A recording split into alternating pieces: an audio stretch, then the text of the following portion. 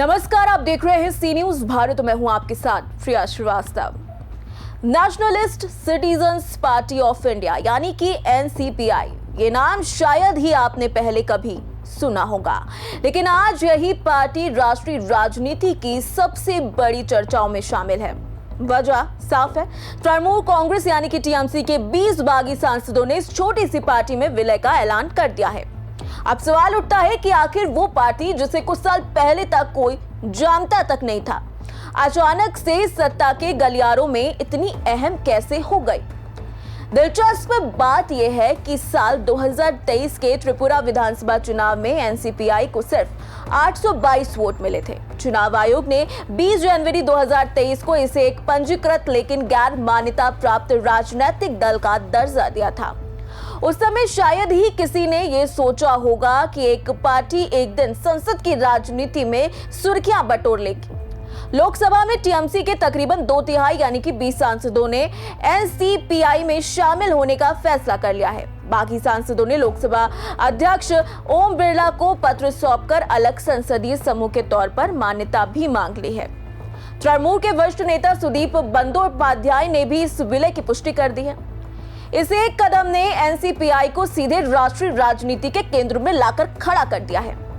NCPI का इतिहास क्या है, चलिए वो भी आपको बता देते हैं। एनसीपीआई का पंजीकरण पश्चिम बंगाल में हुआ था, लेकिन पार्टी ने अपना पहला चुनाव त्रिपुरा में लड़ा। पार्टी ने 7 सीटों पर उम्मीदवार उतारने की योजना बनाई थी, लेकिन 4 नामांकन रद्द हो गए। आखिरकार सिर्फ 2 उम्मीदवार चुनाव मैदान में रह पाए। नतीजा ये रहा कि एक उम्मीदवार को 536 और दूसरे को केवल 286 वोट मिले। कुल मिलाकर पार्टी के खाते में सिर्फ 822 वोट आए। चुनाव आयोग के रिकॉर्ड्स ये बताते हैं कि एनसीपीआई को कुल मिलाकर सिर्फ 1.5 लाख के आसपास ही चंदा मिला था। पार्टी के कोषाध्यक्ष शेवली कुंडू हैं, जबकि अध्यक्ष उनके पति उत्तिया कुंडू हैं। पार्टी का दफ्तर पश्चिम बंगाल के हावड़ा जिले के बनीपुर इलाके में दर्ज है। इन सब में सबसे हैरान कर देने वाली जो बात है वो ये है कि पार्टी के टिकट पर चुनाव लड़ चुके कई उम्मीदवारों का कहना है कि चुनाव खत्म होते ही पार्टी का कोई अता पता नहीं रहता। कैलाशहर सीट से चुनाव लड़ने वाले जहांगीर अली का दावा है कि चुनाव के बाद पार्टी नेतृत्व वापस कोलकाता चला गया और संपर्क पूरी तरीके से टूट गया। वहीं एक अन्य उम्मीदवार बरजेदा त्रिपुरा ने कहा कि चुनाव के बाद पार्टी से उनका कोई रिश्ता नहीं बचा है। मगर जो पार्टी कभी संसाधनों की कमी से जूझ रही थी, वही आज राष्ट्रीय राजनीति की सुर्खियां बटोर रही है।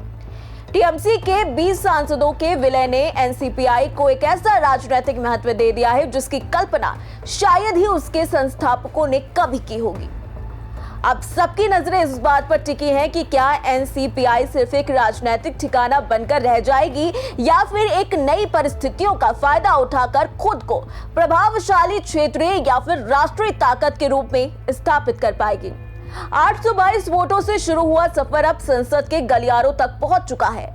आगे की कहानी भारतीय राजनीति की दिशा तय करने में अहम भूमिका निभा सकती है।